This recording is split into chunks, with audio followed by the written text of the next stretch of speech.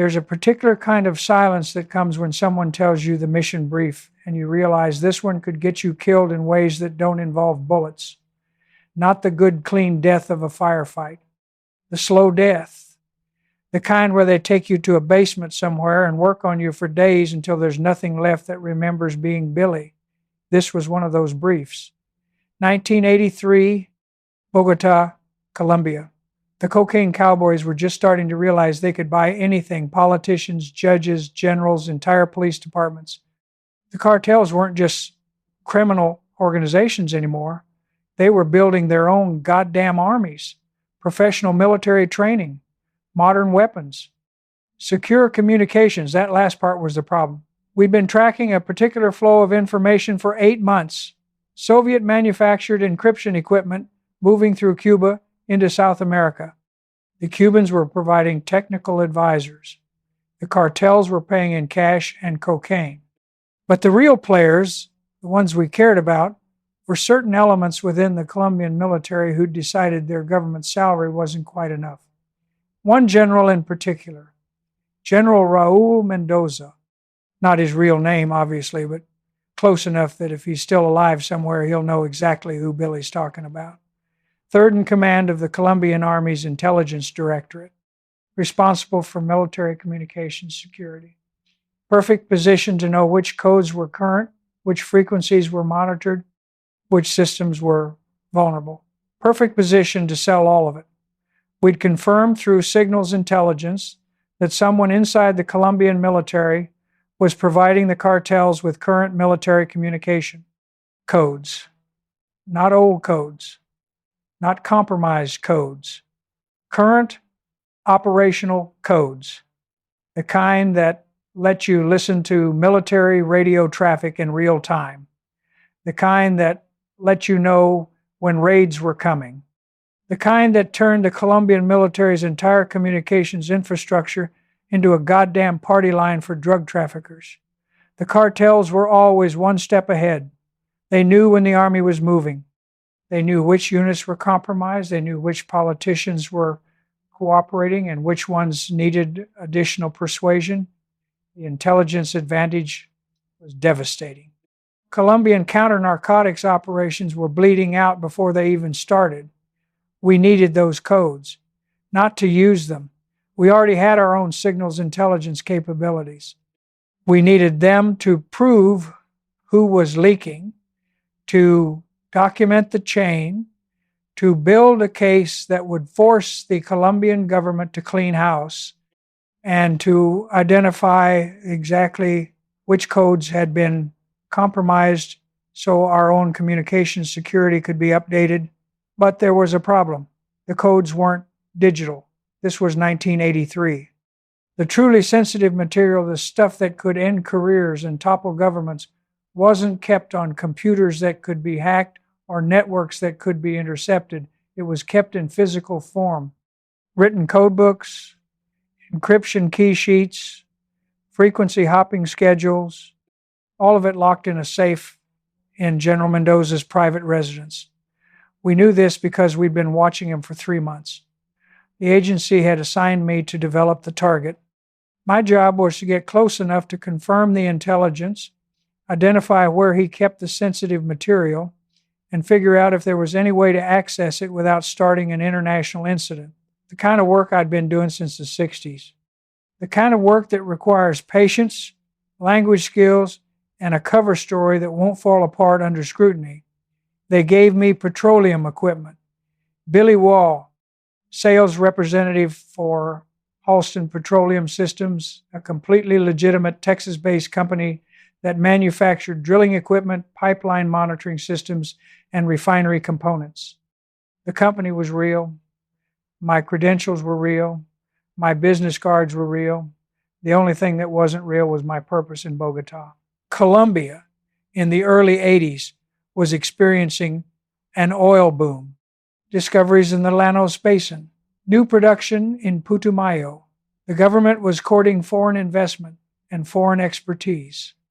An American petroleum equipment consultant with legitimate credentials could move through that world without raising eyebrows, could attend industry conferences, could meet government officials, could develop relationships with exactly the kind of people who knew people like General Mendoza.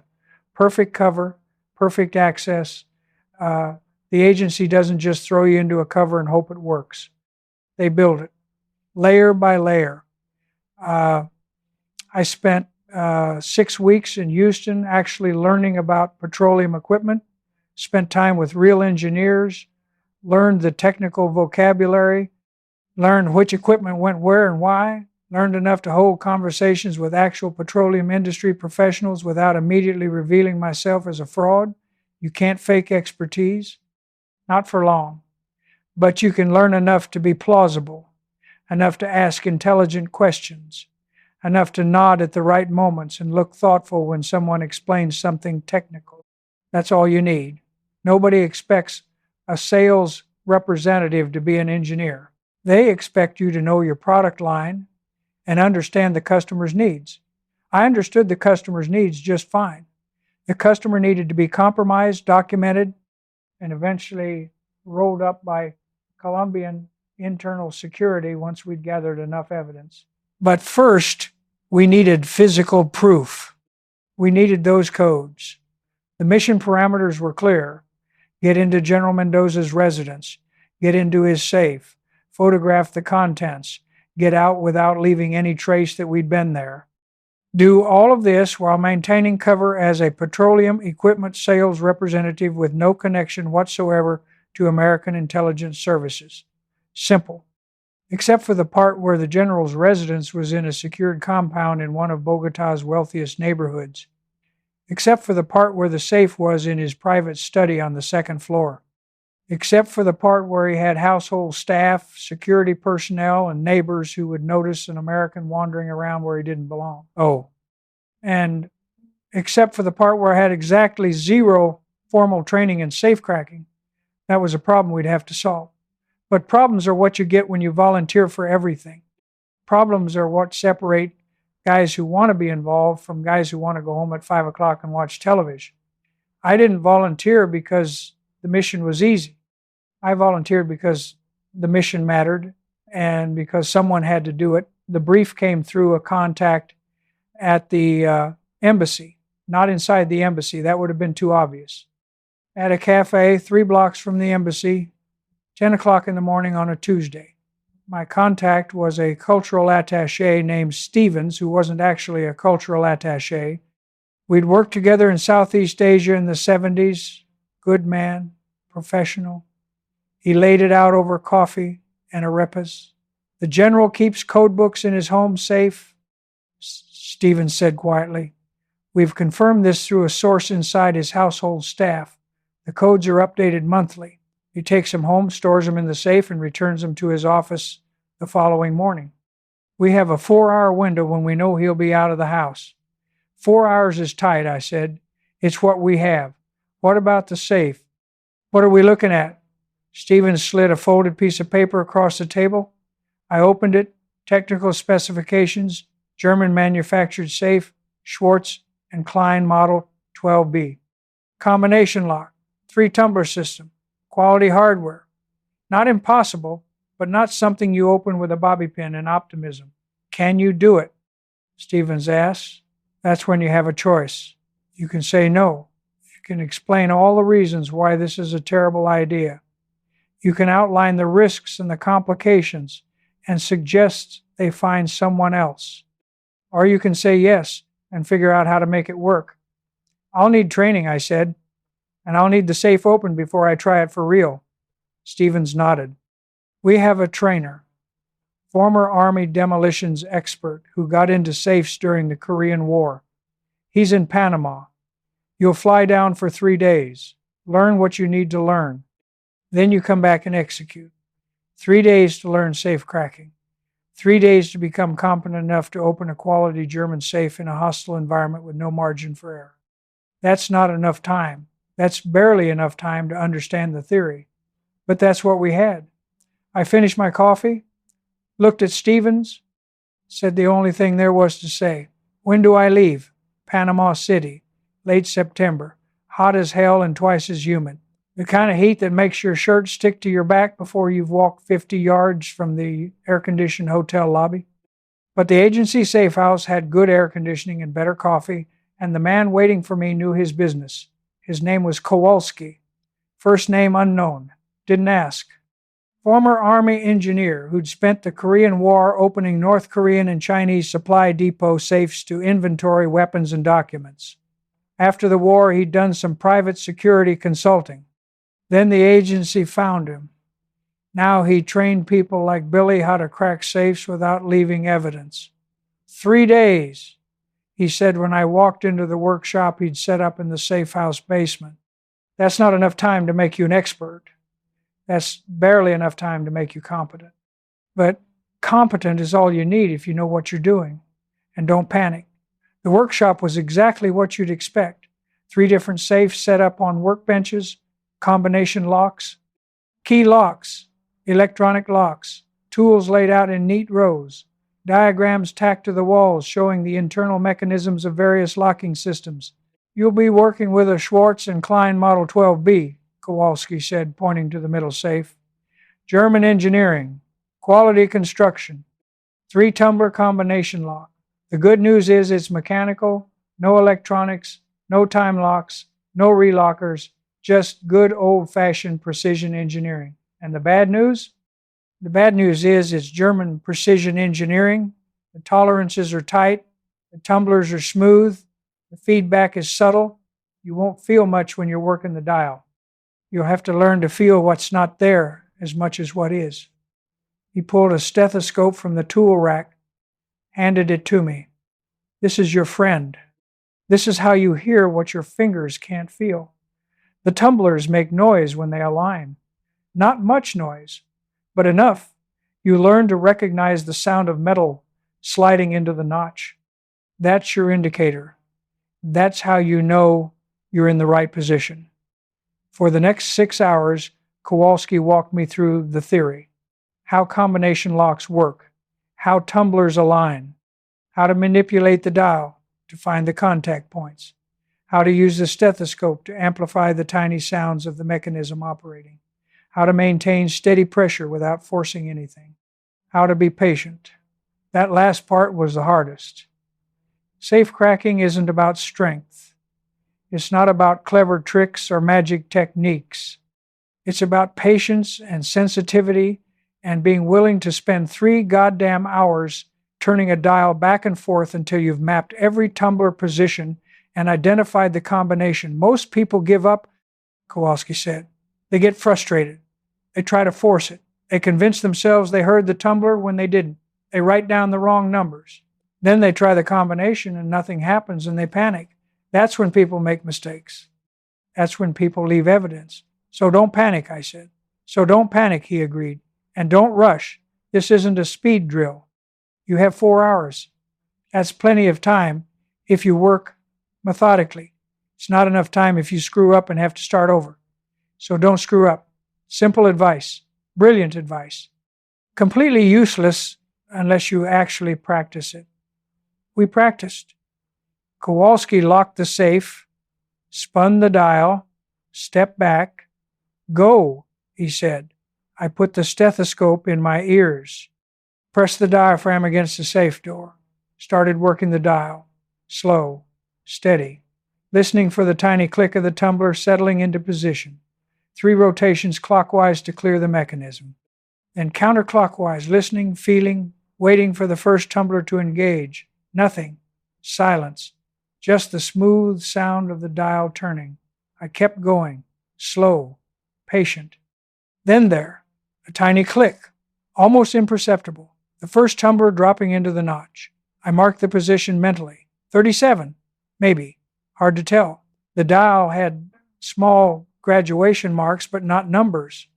You had to estimate based on position. Write it down, Kowalski said. Don't trust your memory. Write it down. I pulled the stethoscope out, wrote the number on the pad beside the safe, 37, first tumbler, maybe.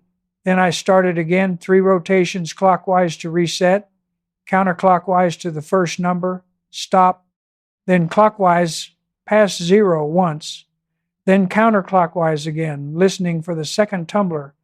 This took longer. The second tumbler was quieter, or I wasn't listening carefully enough, or I was trying too hard, or whatever the reason. I spent 20 minutes turning the dial before I heard it, maybe heard it. A sound that might have been the tumbler, or might have been the building settling, or might have been my imagination. If you're not sure it's not the right position, Kowalski said, keep going. I kept going. Another 15 minutes. Then, there it was, clear, distinct, the second tumbler engaging, 12. I wrote it down. The third tumbler took 40 minutes. By the time I found it, my hand was cramping and my neck was stiff from holding the stethoscope in place. But I had it. 29. 3 numbers. 37, 12, 29. I walked back to the dial, turned to 37, then clockwise past 0 to 12, then counterclockwise to 29, tried the handle, nothing. The safe stayed locked. The combination was wrong. I'd spent 90 minutes working the dial and I'd gotten it wrong. Don't be discouraged, Kowalski said. That's normal. Try again. You missed one of the tumblers. Go back, find the right position. I went back, started over. 3 rotations to clear. Counterclockwise for the first tumbler. And this time, I found it faster. 39, not 37. Close, but not close enough. Close doesn't open safes. Second tumbler, 12. Same as before. I was confident this one was right. Third tumbler, 30, not 29. Again, close, but not close enough. I tried the combination. 39, 12, 30. The handle moved. The bolts retracted. The safe door swung open. 2 hours, 120 minutes to open one safe under controlled conditions with an instructor watching, and no time pressure and no consequences for failure except embarrassment. Now do it again, Kowalski said. And again, and again, until you can do it in under an hour, until you can do it without thinking, until the process becomes automatic. We did it again, and again, and again. By the end of day 1, I could open the safe in 70 minutes. By the end of day 2, I could do it in 50. By the end of day 3, I could do it in 40 minutes with reasonable confidence that I had the right combination. 40 minutes, that was my baseline. That was how long I needed minimum to crack a German safe I'd never seen before in an environment where I couldn't afford to make mistakes. You're competent, Kowalski said on the last afternoon. You're not an expert. You're not going to get hired by any criminal organizations. But you can open a Schwartz and Klein if you have time, and don't panic. That's all you need. He handed me a small leather case. Inside, a high-quality stethoscope, a pen-sized flashlight, a dial gauge for precise measurements, and a small notebook for recording tumbler positions. Don't leave these behind, he said. And don't get caught with them. If you get caught, you're just a guy who got lost and wandered into the wrong house. These tools say otherwise. These tools say you're a professional. Understood. One more thing, Kowalski said. When you're in the field, it'll be different. The safe will be in a dark room. You'll be working by flashlight. You'll be listening for footsteps. You'll be watching the clock. Your hands will shake. Your heart rate will be up. All of that makes it harder. So give yourself extra time. If you think you can do it in 40 minutes, plan for 60. If you think you need 60, plan for 90. Always assume it'll take longer than you expect. Because it will, I said. Because it always does, he agreed. I flew back to Bogotá the next morning. The tools went into a diplomatic pouch. I picked them up 3 days later from a contact at the embassy. By then, I'd already started the next phase of the operation, getting close enough to General Mendoza to identify when he'd be away from his residence for 4 hours. That took another month. But Billy had learned patience. Billy had learned to work the tumblers slow and steady until they aligned. That's what you do when you're trying to crack something open. You don't force it. You feel for the notch. You wait for the click. You trust the process. That's how you open safes. That's how you run operations. Same principle. Different application. Getting close to a general requires the right kind of proximity. You can't just walk up and introduce yourself. You can't show up at his house with a business card and a smile. You need a reason to be in his world. You need a context that makes the introduction natural. You need someone to vouch for you. That's where the petroleum industry came in. Colombia in the early 80s was trying to modernize its oil sector. The government was courting foreign investment. American companies were bidding on contracts. Industry conferences were happening every few months in Bogota and Cartagena. This created opportunities for an American petroleum equipment consultant to network with Colombian officials, business leaders, and military officers who had responsibilities related to energy infrastructure security. General Mendoza had such responsibilities. As third in command of the Colombian Army's Intelligence Directorate, he had oversight responsibilities for security assessments related to critical infrastructure, oil pipelines, refineries, port facilities. All of it required military intelligence to assess threat levels from guerrilla groups and criminal organizations. This meant Mendoza attended industry security briefings. This meant he knew petroleum industry executives. This meant there was a natural pathway for introduction. I worked that pathway for 6 weeks.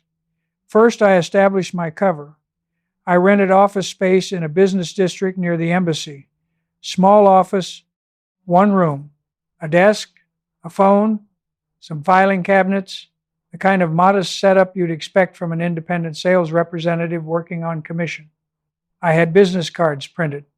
I had letterhead made. I had brochures for Halston Petroleum Systems products shipped from Houston. Then I started making contacts. I attended an industry luncheon sponsored by the Colombian Petroleum Association. I gave a short presentation about pipeline monitoring systems. I talked to people. I collected business cards. I followed up with phone calls and meetings. I built a network. The network building was important. You can't just materialize and expect people to trust you. You have to establish a pattern. You have to be seen in the right places doing the right things. You have to become part of the scenery. After a few weeks, people started recognizing me. Oh yes, Wah from Halston, good guy, knows his business. That was the goal, to become unremarkable, to become part of the background, to be the American sales guy who shows up at industry events and talks about valve systems and pressure monitoring.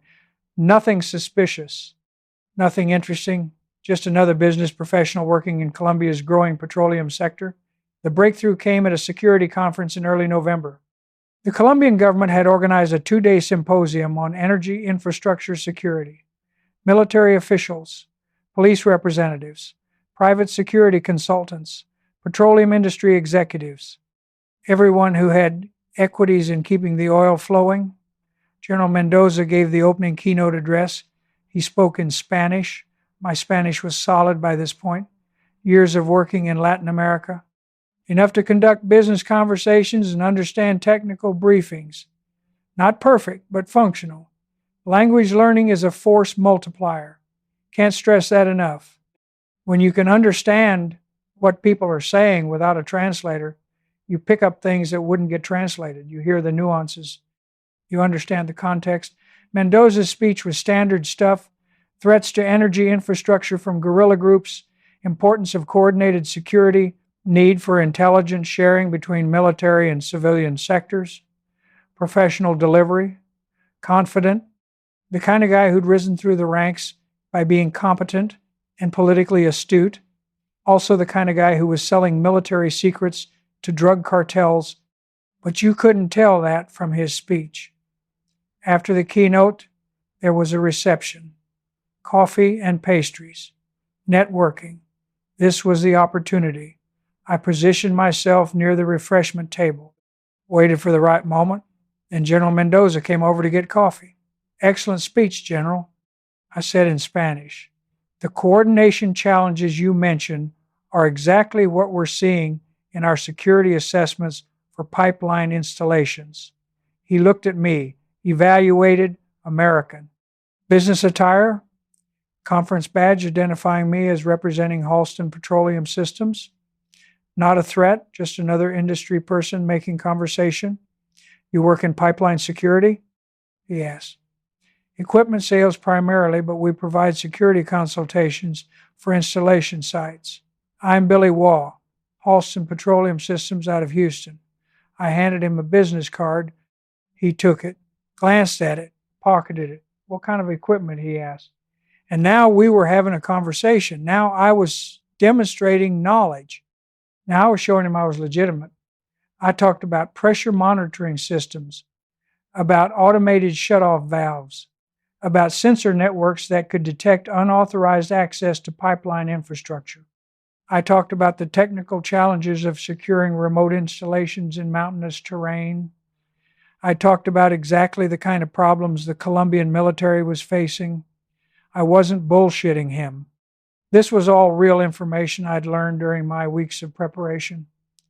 This was why the agency spends time building proper cover.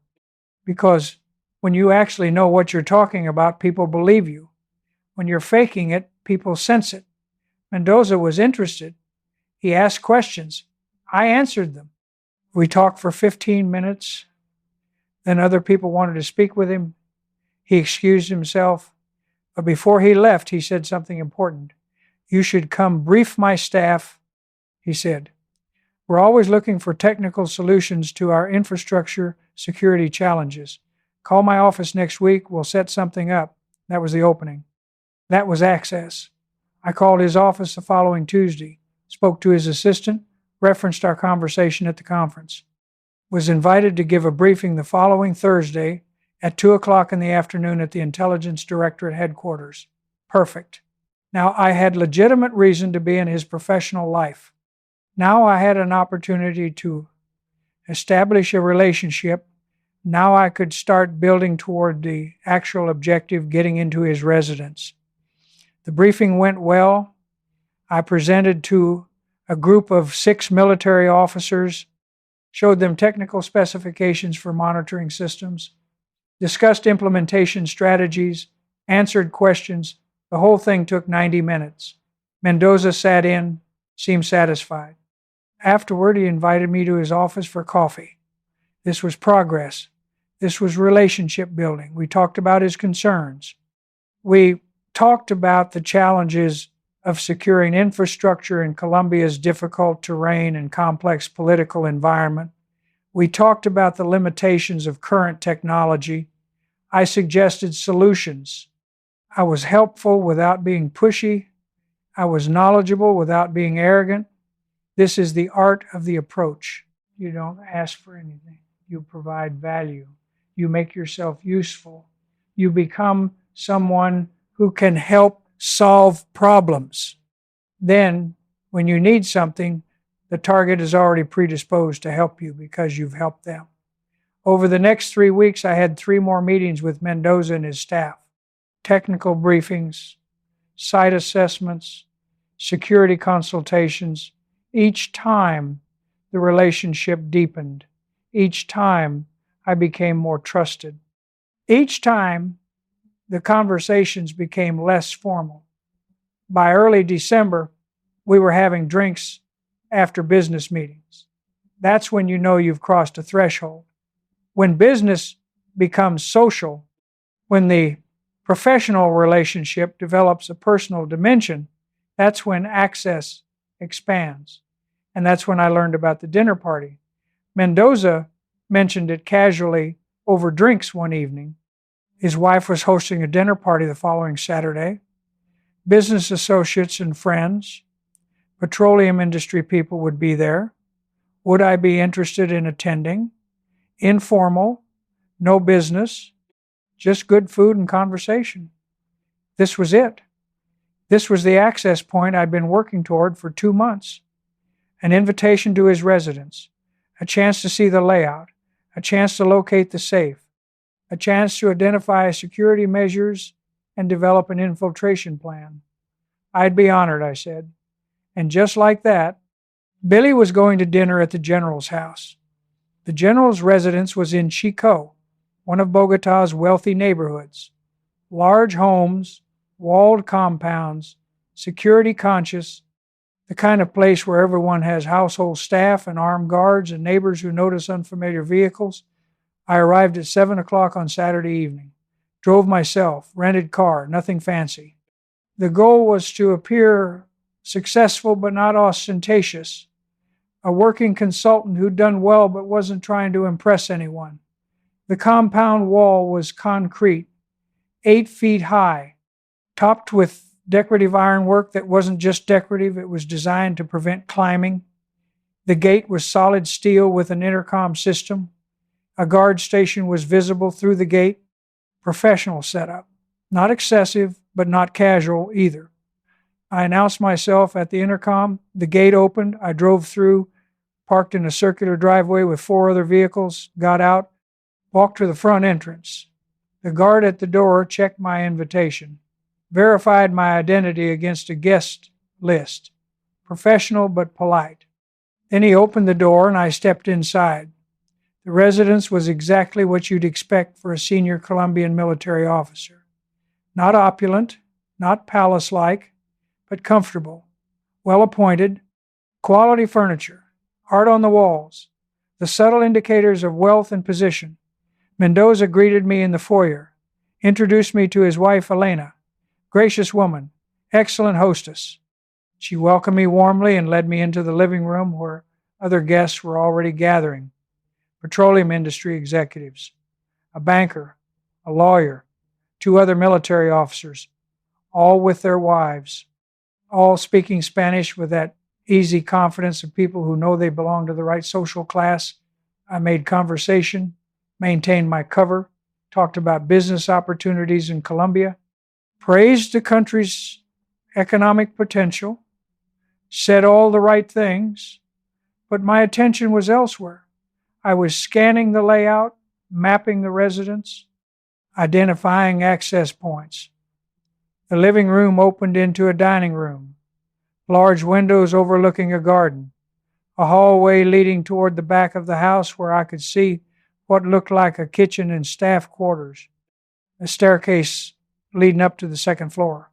That's where I needed to go. That's where the study would be. That's where the safe was located, according to our source intelligence. But I couldn't just wander upstairs during dinner. That would be suspicious. I needed a reason to move through the house. I needed an opportunity to conduct reconnaissance without drawing attention. The opportunity came during pre-dinner drinks. Elena was telling a story about a recent trip to Cartagena. She mentioned photographs. I should show you the photos, she said. They're in Raul's study. Let me get them. I'll help, I said. Natural. Helpful. Just a polite guest offering assistance. She smiled. Thank you. It's upstairs. 2nd door on the right. Perfect. Exactly the opening I needed. I followed her up the stairs. Down a hallway. She opened a door. The study. Medium-sized room. Desk positioned by a window. Bookshelves along 2 walls. A leather couch. A small bar in the corner. And against the far wall, behind the desk, a large German safe, Schwartz and Klein, Model 12B, exactly what the intelligence had described. Elena walked to a shelf, started looking through photograph albums.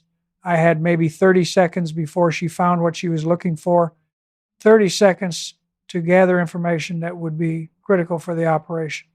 I scanned the room quickly. Window had internal security shutters. Could be locked from inside. Desk had a lamp, several books, a telephone. Nothing unusual. The safe was positioned with its door facing the desk, good sight line from the chair. Someone sitting at the desk could see the safe directly. The safe itself was substantial, dark gray, about 4 feet tall, 2 feet wide. The dial was centered on the door. No visible damage. No scratches around the combination dial that would indicate previous attempts to force it open. The door was flush with the frame. Quality construction. This was the real thing. I memorized the details. Safe position, room layout, window location. Then Elena found the photograph album. "Here they are," she said cheerfully. We returned downstairs. I made appropriate comments about the photographs. No one suspected anything unusual had happened. Dinner was served at 8 o'clock. Excellent meal. Colombian dishes with some international touches. The conversation was pleasant. Business, politics, travel. Nothing controversial. Nothing that would create conflict among guests from different sectors. Mendoza was a good host, attentive, engaging, the kind of man who made people feel comfortable. During dinner, I paid attention to patterns. Mendoza mentioned he had an early flight the following Tuesday, traveling to Medellin for a conference. Would be gone for 2 days. Elena mentioned she'd be visiting her sister on Wednesday afternoon, gone for several hours. This was exploitable intelligence. This was the kind of information you gather when you're developing an operational window. When would the target be away? When would the residence be less secure? When could access be achieved with minimum risk? After dinner, we moved back to the living room for coffee and drinks. The conversation continued until around 11 o'clock. Then guests started making their departures. I thanked Mendoza and Elena for their hospitality, said my goodbyes, drove back to my apartment. Once I was secure, I sat down and documented everything I had observed, drew a floor plan from memory, marked the location of the safe, noted the window in the study, documented the security measures I'd observed, guard at the gate, guard at the door, locks on windows, security shutters. I also noted what I hadn't observed: no evidence of electronic security systems, no alarm panels visible, no motion sensors that I could see. This was consistent with the early 80s. Home security systems existed, but they weren't ubiquitous. Many people still relied on physical security: walls, gates, guards. The question was whether Mendoza had additional security I hadn't seen: interior alarms, silent alarms, pressure sensors. It was possible. I'd need to verify this through other sources. The other critical question: when would the operation window open? I needed Mendoza away from the residence for at least 4 hours. I needed his wife away. I needed household staff minimized.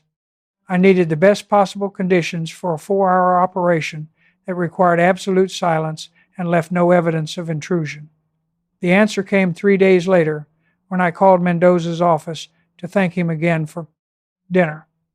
His assistant mentioned he'd be traveling the following week, leaving Thursday morning, returning Saturday afternoon, 3-day trip to a security conference in Medellin.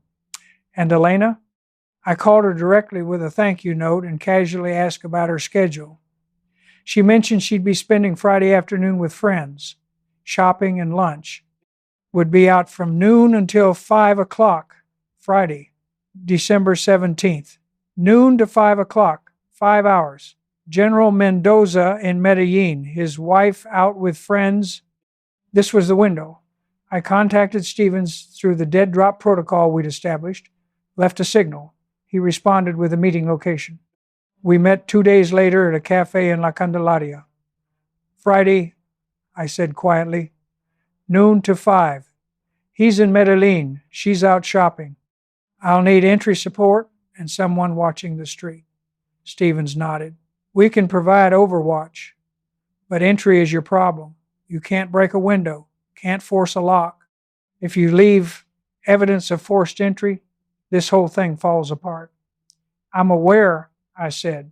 I'll handle entry. Just give me eyes on the street and someone with a radio in case the situation changes. You sure you can get in? I'm sure I can try, I said. That's all anyone can promise. Stevens studied me for a moment. Then he nodded. Friday, we'll have a vehicle on the street with communication equipment. You'll have a radio. If anything changes, we'll alert you immediately. If you need emergency extraction, we'll provide it. But we can't help you get into the house. That's on you. Understood. We finalized the details, rally points, communication protocols, emergency procedures. All the careful planning that goes into an operation where one mistake means compromise and capture. I had 5 days to prepare, 5 days to make sure I had everything I needed, 5 days to walk through the plan until it was automatic, 5 days to accept that this operation had about 30 different ways it could go wrong and only one way it could go right. But Billy doesn't quit. Billy volunteers for everything. So Billy was going to crack that safe and get those codes and prove the general was dirty. That was the mission. That was the job, period. Thursday afternoon, December 16th, I drove past the general's residence twice. Once in the morning around 10 o'clock, once in the afternoon around 3. Both times casual. Just a guy driving through the neighborhood, not stopping, not lingering, just familiarizing myself with the street, the sight lines, the patterns. The guard was still at the gate. One man, daytime hours. He had a small guardhouse with a chair and what looked like a logbook. Standard security for the neighborhood, nothing exceptional. The question was whether a guard would be there Friday afternoon when Elena was gone and the general was in Medellin. That would be the critical variable. I went back to my apartment, checked my equipment for the 10th time. Stethoscope, flashlight, dial gauge, notebook, lock picks for general purposes, thin leather gloves. Dark clothing that could pass for business casual if I needed to talk my way out of a situation. A story prepared. Lost, confused, looking for a different address, deeply apologetic. Thursday night I didn't sleep much, ran the operation in my head, over and over. Entry, staircase, study, safe, 40 minutes minimum to crack it, probably 60 with environmental pressure. Photograph the contents, return everything exactly as found, exit, no evidence, no trace. Simple, except for all the ways it could go wrong. Friday morning I woke up early, ran 5 miles, did calisthenics. Physical activity helps, burns off the nervous energy, keeps your hands steady, keeps your head clear. You can't go into something like this with your mind racing and your nerves jangling. You have to be calm. You have to be centered. That comes from physical discipline. At 11 o'clock, I met Stevens 3 blocks from the target residence. He was in a nondescript sedan with another officer named Martinez who'd be handling communications. They had radio equipment, binoculars, cameras, everything needed for overwatch. The guard's still at the gate, Stevens said, but he left for lunch around 10:30. Came back at 11:15. Might leave again this afternoon. I need him gone, I said. Can't go through the front gate with him sitting there. We're working on it, Stevens said. We have someone who will call him away if necessary. A fake emergency. Something that'll get him off post for 15 minutes. That should be enough. I didn't ask who or how. Didn't need to know.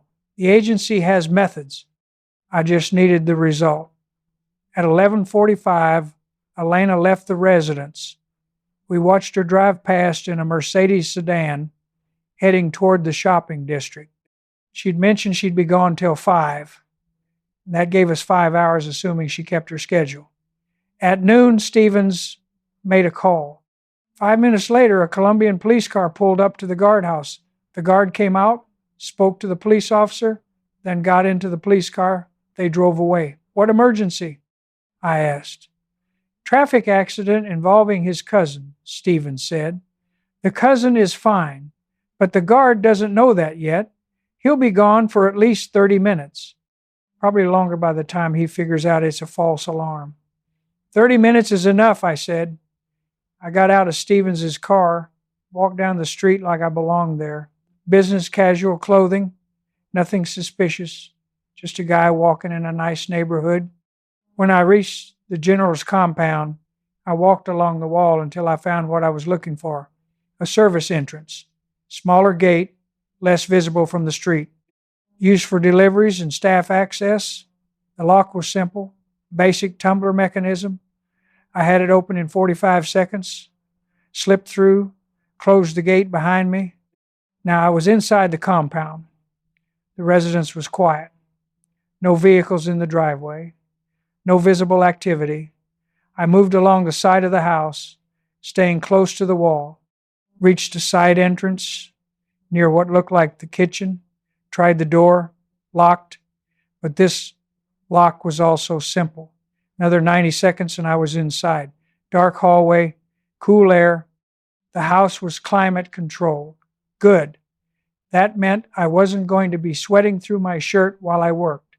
I moved through the hallway, oriented myself. The living room was ahead, the staircase to the right. I headed for the stairs, moved quietly, no running, no rushing. If household staff were present, I needed to avoid them, but the house felt empty, silent. Just a soft hum of air conditioning. Reached the second floor, moved down the hallway. Second door on the right. Exactly where Elena had led me during the dinner party. I opened the door. The study, empty. Good. I closed the door behind me, locked it from the inside. Now I was secure. Now I could work. The safe was exactly where I remembered it, against the far wall, dark gray, Schwartz and Klein, Model 12B. I crossed the room, knelt in front of it, pulled out my tools. The stethoscope went in my ears. The diaphragm pressed against the safe door just above the combination dial. My left hand held the flashlight. My right hand worked the dial. Slow, steady, just like Kowalski had taught me. 3 rotations clockwise to clear the mechanism. Then counterclockwise, listening for the first tumbler. The room was silent, perfect acoustics for this kind of work. But that silence also meant I could hear everything else. The air conditioning, the house settling, a car passing on the street outside. Every sound amplified, every sound a potential threat. I blocked it out, focused on the safe, on the dial, on the tiny sounds of the mechanism. There, first tumbler, click, subtle but definite.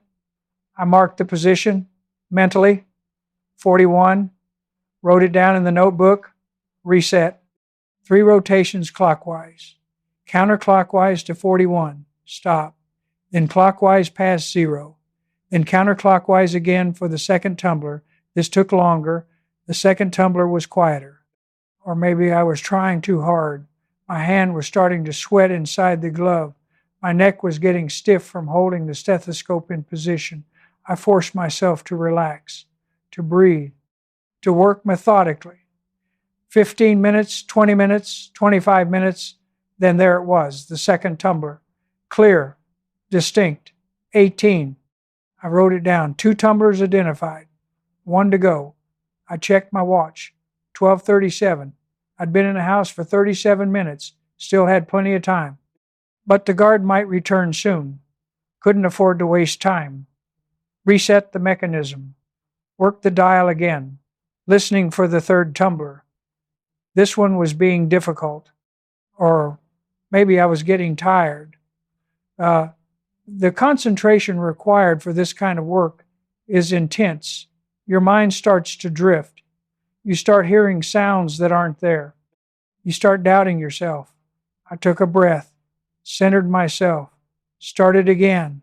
Slow, patient, trust the process. The tumbler was there. I just had to find it. 35 minutes. 40 minutes, 45 minutes. Then finally there, the third tumbler, 26. I wrote it down, 3 numbers, 41, 18, 26. I stood up, stretched my neck. My knees were sore from kneeling on the hardwood floor. My hand was cramping from holding the stethoscope. I looked at the dial. This was the moment. 3 numbers. Either they were right or they were wrong. If they were wrong, I'd have to start over. And I was running out of time. I turned the dial. 41. Stop. Clockwise. Past 0 to 18. Stop. Counterclockwise to 26. Stop. Tried the handle. The handle moved. The bolts retracted. The safe door swung open. 52 minutes to crack the safe. Longer than I'd hoped, but acceptable. And now I had access inside the safe, exactly what the intelligence had described. Military code books, encryption key sheets, frequency hopping schedules, radio call signs, everything the Colombian military used to secure their communications. All of it organized in folders with classification markings. Also inside, cash. A lot of cash. US dollars. Stacks of $100 bills bound with paper bands. Had to be at least $200,000. Maybe more. The proceeds from selling military secrets to drug cartels. I pulled out my camera, small 35mm with a flash, started photographing each page, each document, methodically, carefully, making sure every image was clear and legible. This was evidence, this was proof, this was what we'd come for. 20 minutes to photograph everything. I worked quickly but carefully. Couldn't afford to miss anything, couldn't afford to photograph the same thing twice and waste film. Each exposure counted. When I finished, I returned everything to its exact position. Closed the folders. Stacked them in the same order. Put the cash back exactly where it had been. Closed the safe door. Spun the dial to scramble the combination. Checked my watch. 1:43. I'd been in the study for 1 hour and 11 minutes. Longer than ideal. But the job was done. Now I just had to get out. I packed my tools. Took one last look around the study. Made sure everything was exactly as I'd found it. No evidence. No trace. Then I unlocked the door, stepped into the hallway, and froze. Voices downstairs. Someone was in the house. Shit. The voices were coming from the kitchen area. 2 women speaking Spanish. Household staff. They must have come in through the service entrance while I was in the study. They were talking about groceries, about preparing dinner. Completely routine conversation. They had no idea Billy was upstairs in the general study. I moved back into the study, closed the door quietly. My mind raced through options. I couldn't go down the main staircase. They'd see me. I couldn't stay in the study. Eventually they'd come upstairs. I needed another way out, the window. I moved to it quickly, unlocked the security shutter, opened the window, looked out, 2nd floor, about 15 feet to the ground. A small garden bed below with shrubs. Not ideal, but manageable. I climbed out onto the window ledge, hung from the sill, dropped, hit the garden bed, rolled to absorb the impact. My ankle protested but held. No injury, just impact pain. I got up, moved along the side of the house, stayed low, reached the wall, found the service gate, opened it, stepped through, walked down the street like nothing had happened. Just a guy finishing his business in the neighborhood. Turned the corner, kept walking, 2 blocks, 3 blocks. Then I saw Stevens' sedan. Got in. We're good, I said. Got everything. Stevens looked at my pants. Dirt from the garden bed. You went out the window? Staff came back early, had to improvise. Film, I handed him the camera. 23 exposures, complete documentation of everything in the safe, code books, encryption keys, frequency schedules, also about $200,000 in cash. Cartel money. Stevens nodded. Good work. Let's get you out of here. We drove back to the safe house. I cleaned up, changed clothes. The operation was complete. Now we waited for the film to be developed and analyzed. The analysis took 3 days. The photographs were excellent, clear, legible, exactly what was needed. The code books confirmed that General Mendoza had access to current military communications codes. The frequency schedules matched known cartel radio traffic patterns. The encryption keys explained how the cartels had been staying ahead of Colombian military operations. But the most damaging evidence was something I'd almost missed. In one of the folders was a handwritten ledger. Dates, amounts, code names, a complete accounting of payments Mendoza had received from cartel representatives. Over 18 months, he'd been paid more than $800,000. In exchange, he'd provided updated military codes every month. He'd warned the cartels about planned raids. He'd identified which military units were reliable and which ones were compromised. This wasn't just one corrupt officer. This was systematic betrayal. The agency turned the evidence over to Colombian internal security through a carefully constructed cutout that couldn't be traced back to American intelligence. The Colombians launched their own investigation. Quiet, compartmented, they couldn't afford to let the cartels know they'd been compromised. 6 weeks later, General Raul Mendoza was arrested, not publicly, no press coverage, no dramatic raid. He was simply called to a meeting and never came home. He was charged with treason, court-martialed in a closed military tribunal, convicted, sentenced to 20 years in a military prison. His network was rolled up, 3 other officers, 2 staff members, all of them part of the same operation. All of them selling Colombian military communications to the cartels. The damage they'd done was incalculable. How many raids had failed because the cartels knew they were coming? How many soldiers had been killed because their communications were compromised? How many operations had been blown before they started? We'd never know the full extent, but we'd stopped it. We'd cut off the leak, we'd restored Colombian military communications security, and we'd done it without creating an international incident, without compromising American intelligence sources, without leaving evidence that would expose our methods. That's the job. That's what success looks like in this business. Not glory, not headlines, just quiet effectiveness, targeted action. Problem solved, move on to the next mission. The operation had taken 4 months from initial intelligence to final arrest.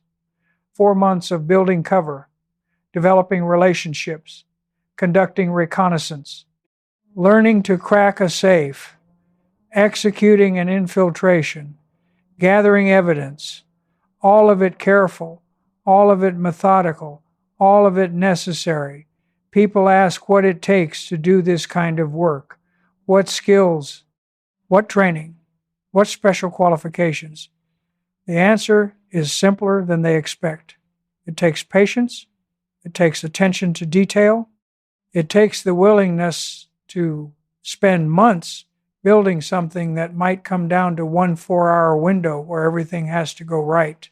It takes the discipline to train for a skill you might only use once.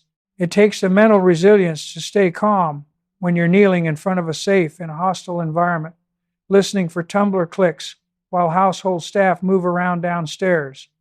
But most of all, it takes the willingness to volunteer to say yes when the mission brief comes through, to accept the assignment even when it's difficult and dangerous and there's a good chance it'll go sideways. Because if you don't volunteer, you're not involved. And if you're not involved, you're not a warrior. You're just someone sitting on the sidelines wishing they were in the game. Billy never sat on the sidelines. Billy volunteered for everything. That's the principle. That's the philosophy. That's what turned a kid from Texas into someone who spent decades doing work that couldn't be acknowledged, but mattered more than most people would ever know. The safe cracking operation in Bogota was one mission among hundreds. One operation among thousands across a career that spanned 5 decades. But it exemplified the approach. Build legitimate cover, develop access, execute methodically, leave no trace. Achieve the objective. Do the job right. That's how you run operations. That's how you serve your country in the shadows. That's how Billy did it. Simple, direct, effective. Operations like the Bogota Safe Job teach you things that can't be learned in training. You can practice safe cracking in a controlled environment. You can rehearse infiltration procedures. You can study reconnaissance techniques. But until you're actually kneeling in a hostile location with your ear pressed to a safe while time runs down and every sound in the house makes your heart rate spike, you don't really know if you can do it. You don't know if you'll panic. You don't know if you'll quit. That's why the never quit principle matters. It's not just motivational bullshit. It's operational reality. When you're 52 minutes into a safe cracking operation and the second tumbler isn't cooperating and your knees are aching and your hand is cramping and you're starting to wonder if you wrote down the wrong number for the first tumbler. Quitting is the easiest thing in the world. Walk away. Tell yourself you tried. Come up with a reason why the operation wasn't feasible. Nobody would blame you. Nobody would know. But Billy doesn't operate that way. Billy committed to the mission. Billy said yes. Billy took the assignment. So Billy finishes it. Period. That's the standard.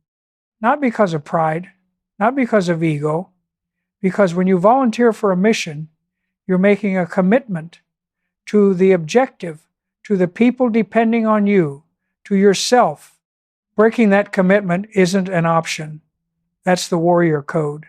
Simple, direct, uncompromising. You volunteer for everything. You never quit. You do the job right or you don't do it at all. Physical fitness was critical for this operation. People think safecracking is all about steady hands and good hearing. But try kneeling on a hardwood floor for 52 minutes. Try maintaining that position while your knees scream and your back tightens and every muscle in your body wants to change position. You can't do that if you're not physically fit. You can't maintain operational effectiveness if your body gives out before your mission is complete. That's why Billy ran 5 miles the morning of the operation.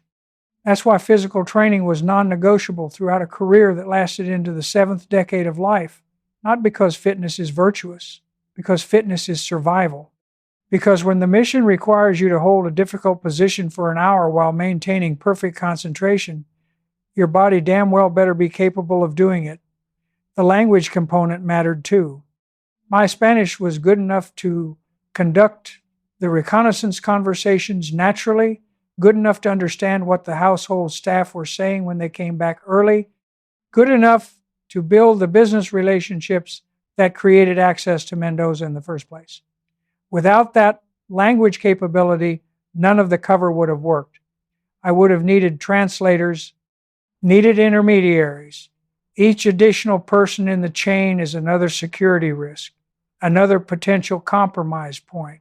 When you speak the language, you operate independently. You understand nuance. You pick up information that wouldn't survive translation. That's a force multiplier. That's what separates effective operators from people who need handlers and support staff to do their job. These aren't abstract principles. These are practical operational requirements that determine success or failure. Volunteer for everything. That's how I got assigned the mission. Never quit. That's how I stayed focused when the safe wasn't cooperating. Physical fitness. That's how I maintained the position long enough to crack it. Language skills. That's how I built the cover and conducted the reconnaissance. All of it connected. All of it necessary. All of it proven through execution. The philosophical component isn't separate from the operational component. It's integrated. You can't separate Billy's beliefs from Billy's actions because the beliefs determine the actions. The decision to volunteer for everything going isn't just career advice. It's a fundamental orientation toward life. It's saying yes instead of no. It's choosing involvement over safety. It's accepting risk in pursuit of meaningful work. That orientation created a career, created opportunities, created results, not because of luck, because of consistent application of simple principles over decades. The principles worked in Vietnam, worked in the Middle East, worked in Africa, worked in South America, worked everywhere. Billy operated because the principles are universal. They apply to any environment, any mission, any challenge. The safe in Bogota was just metal and tumblers.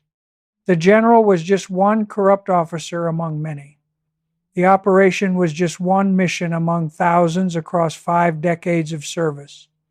None of it was special. None of it was extraordinary. It was just work. Important work. Necessary work. But fundamentally, it was just another job that needed doing. What made it possible wasn't special talent, wasn't genius, wasn't anything unique to Billy. It was application of basic principles. It was showing up. It was saying yes when the mission came through. It was learning the skills needed. It was executing methodically.